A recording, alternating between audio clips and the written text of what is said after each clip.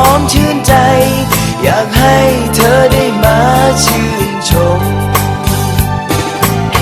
ท้องฟ้าก็สวยงามพระอาทิตย์ตื่นสายพระจันทร์หล่นหายไปถึงหลังบ้านดอกหญ้าก็เริ่มบานอากาศช่างแส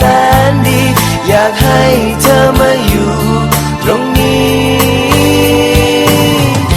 คิดถึงเธออยากให้เธอรู้จริงๆเธอนั้นคิดถึงฉันบ้างไหมอยากยืนข้างกายได้กุมมืออบหัวไหล่ฉันคงสุขใจ